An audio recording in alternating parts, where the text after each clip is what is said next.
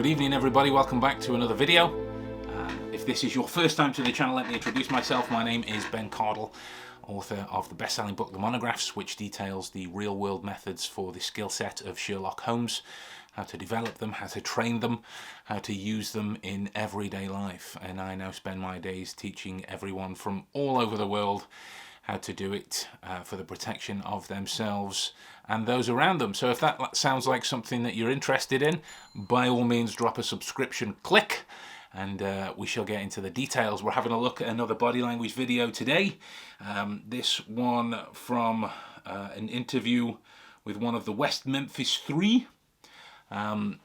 This is one of those cases that is, you can't glaze over it. In terms of the information that's there, you can't. If you're going to have an educated opinion on the West Memphis 3, you have to, at least in my opinion, you have to do the work. Look at all the information that's out there. And at this time, I've not looked at enough for me to be 100% sure of exactly where I am in terms of what my opinion is of it. But for today's video, we're strictly looking at reading a person anyway. Okay, and this comes from an interview that they did with Mr. Echols. I say they, it was my Fox Memphis, and from the looks of it, it was all the way back in 2010. At the time, after they'd been in prison for, what would that be like? Would that be 15, 16 years at the time? I don't know. Something like that.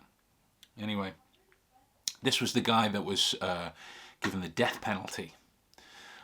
For those of you that don't know, there were 3 kids murdered in a horrific way, and the West Memphis 3 were sent to prison.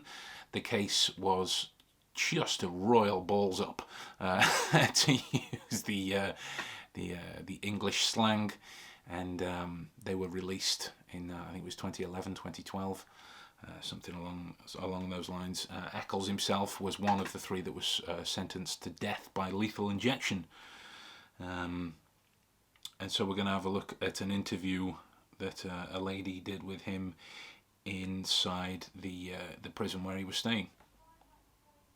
Makes it sound like a hotel. The prison where he was being held. I'm not even sure if that's the right word. Damien Echols was 19 when he first arrived on death row.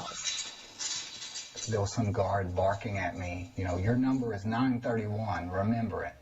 And I happened to look over at the clock and it was exactly 9:31 at night.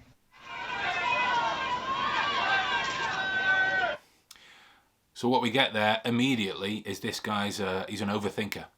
He's an overthinker, and if you look from the position of his skin and the like, it's not very overused considering how old he is. So he's not very expressive in his behaviour. So any movements, any behaviours, any emotions that we encounter during this interview, we need to set that our awareness levels of that colour and that intonation accordingly, right? I'm very expressive and animated, and my forehead takes a pounding there as a result, right? I'm going to go and work out after this video. I'm not just deathly afraid to show you my wrinkles. I like to sweat. That is a side note. But yeah, that's what we can say about Mr. Echols' displays at this time. Echols and 2 other boys were just teenagers when they were convicted for the 1993 murders of 3 second-grade boys in West Memphis, Arkansas. We, the jury, find Damien Echols guilty of capital murder in the death of Stevie Branch. Echols was sentenced to death. He's on death row at the Varner unit of the Supermax State Prison Facility in Grady, Arkansas. His cell isn't much bigger than where we did the interview. Your bed is a concrete slab that's on the wall, pretty much like this table is. It's just a concrete slab that you get a little plastic mat to put over. The shower is a faucet on the wall. There's a drain in the floor where the water goes through. There's another concrete slab that serves as a sort of table. Any reaction to the conviction, Damien? Since the verdict. So what we can say about that then is, unless he was asked directly before that about what's in his room, to bring that up at that moment is to try and elicit some semblance of, I'm not sure sympathy is the right word, but elicit a moment of connectedness between himself and whoever he's speaking to at that time. Because if you think about it contextually, at that time there'll be a great deal of doubt in terms of whether he is guilty or not. Okay. So if that is true, that will mean, in terms of his overthinking, then that he's very aware of the displays that he gives off, and thus inexorably very controlled as a result.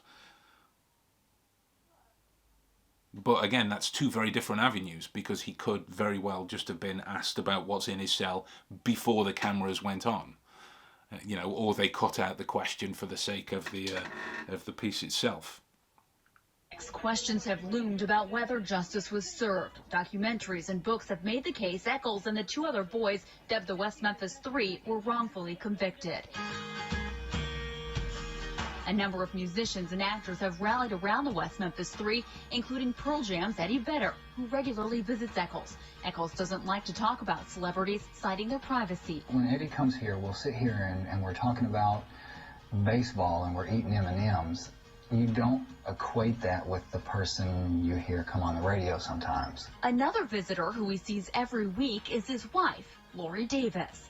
Davis started writing him letters after seeing a documentary about the murders. They got married 15 years ago in the only Buddhist ceremony in the prison. Whenever you're married to someone out there, you have a lot of things that you take for granted. Things like physical intimacy. Things like coming home to the person you're married to every night. You don't have that in a situation like this. So again, right? What's interesting about this guy's displays at the moment is he's talking about a lot of tragic things. Essentially, if when you take the whole prison and murder thing out of it, not being able to see your wife, not being able to do this, not being able to do this, my bed being a slab on the wall.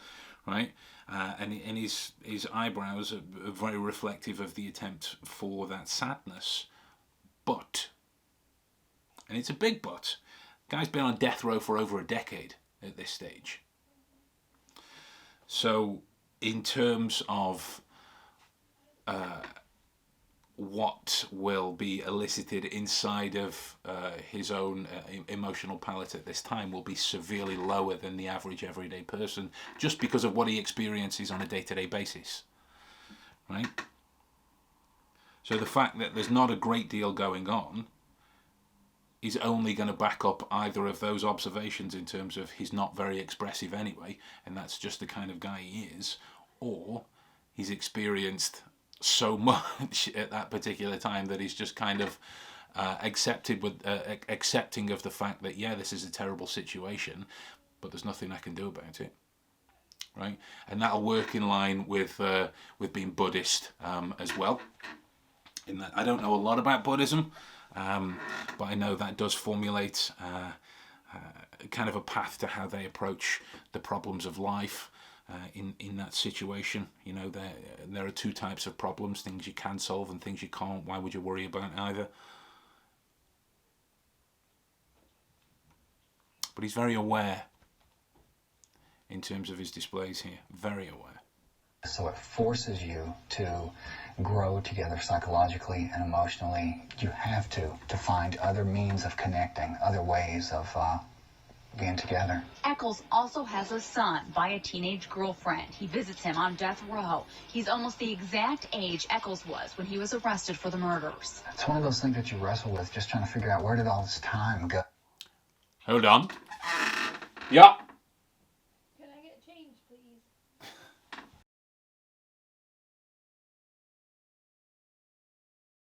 And we are back. It is it's the summer holidays, so many people in the house. Tough to find a quiet little place to do this. Let's keep going. Oh, what happened? It's crazy. It's crazy. Echols, who's actually from Marion, Arkansas, not West Memphis, says he considers Memphis, Tennessee home and remembers watching local TV stations. When did Channel 13 become Fox? That was 1995. Echols said us being there, a Memphis TV station, brought back many memories. I miss that stuff so much, like the way every year they would do. As his voice is going as well. So what we can learn in terms of his displays then from this, at this stage, and what I mean with his voice in terms of I missed that, it's genuine. It does. It's genuine. He's missing it.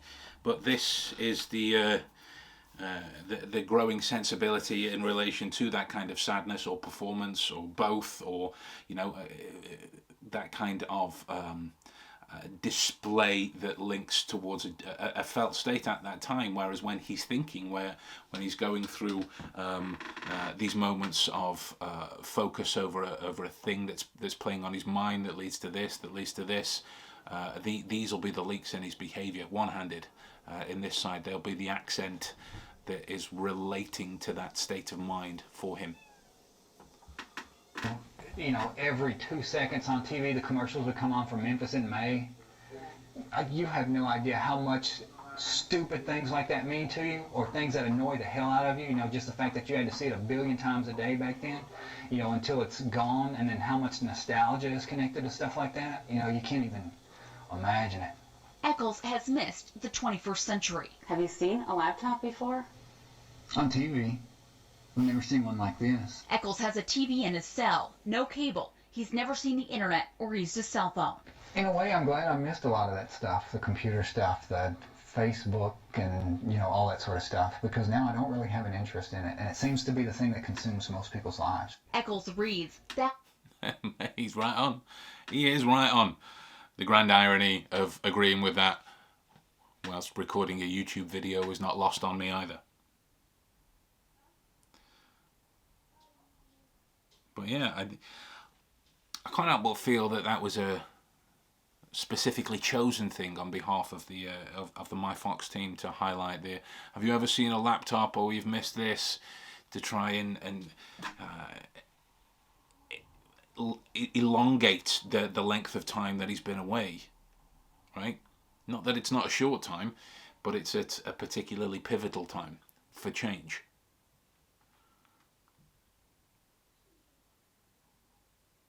That comes back to the director, if they have them for this kind of journalistic enterprise.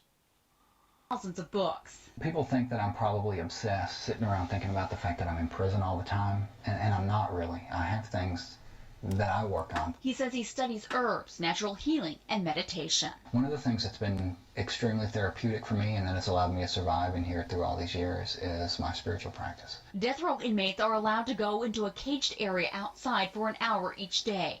Echols declines, saying the area is filthy. So you don't go outside at all? Oh, no. I haven't had sunlight in probably about 7 years. Echols says he lives off M&Ms and chips, which inmates are allowed to buy. He can't stomach what he calls gloth. Inmates at Varner get fried chicken periodically on the days executions take place. I've lost count. There's been somewhere between 25 and 30 people executed in the time I've been here. What is that? Talking back to what we mentioned before, in terms of experiencing these situations that are that charged to that kind of a degree.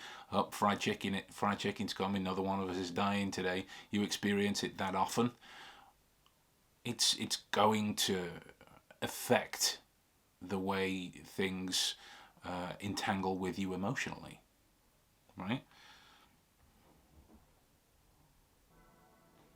They like for you when someone's executed? Extremely bizarre and surreal. You know, it's weird, the things that stick out in your mind, but for example, the only time you ever have fried chicken in prison is whenever they execute someone. And I haven't figured out if that's to pacify you or... He's a thinker again, right? So we called that right from the start in terms of his displays. But there's a heady mix between genuinely felt states, genuinely felt expressions, and just cranking it up a smidge because you're on TV? If it's almost like a taunt or something, I don't know. In Arkansas, the death penalty is administered by lethal injection. Echols says he's seen the death house, but only on TV. Don't ask Do you him. think about the day that you're scheduled to die? No. When they train race car drivers, they tell them, don't look at the wall. Look at the track. Look at the other cars. Look inside your car. Don't look at the wall. Because if you look at the wall, sooner or later you're going to plow into it.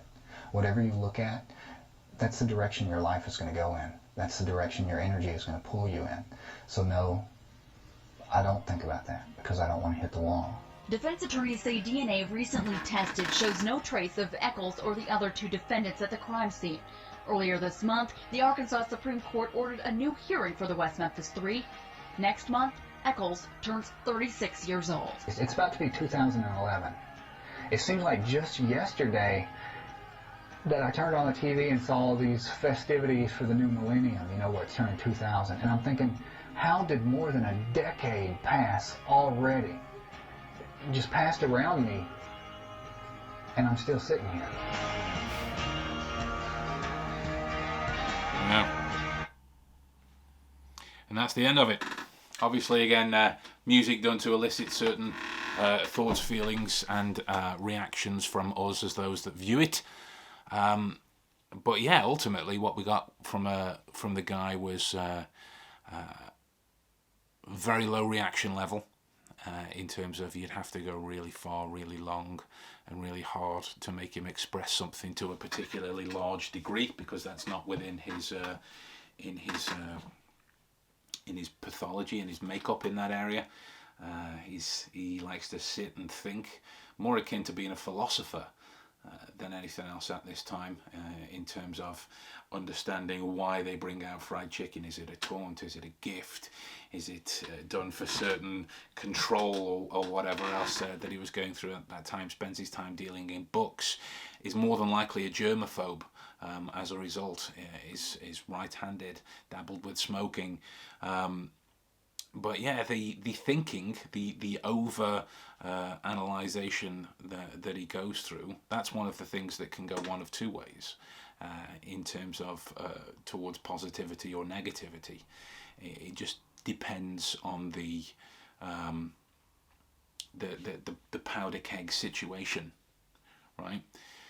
Because when you've not got that much of emotional interference, your ability to process rationally and quickly at times grows as a result. So yeah, that was a lot of fun displays to look at, specifically from somebody who isn't going to be that animated. We can still manage to get that kind of information from him, which is great for us as people readers. Because body language, whatever you want to call it, is derived by information behind movements. So when we've got somebody whose movements normally at their normal volume, I suppose would be the right word, are quite small, that's a great position for us to be in, to really test that what we're doing is right. Again, let's not forget that was contextually based upon that and that alone, nothing more, because we've got no other evidence. We weren't part of the case. That's my opinions on that area. I won't get into it. But if you guys enjoyed it, then by all means do drop a comment, do drop a subscription to the button below wherever it is, and yeah, and we'll keep doing them. We'll smash some more out as it goes. With that in mind, I hope you're having a great day wherever you are, whatever you're up to, and if you got any more, keep them coming.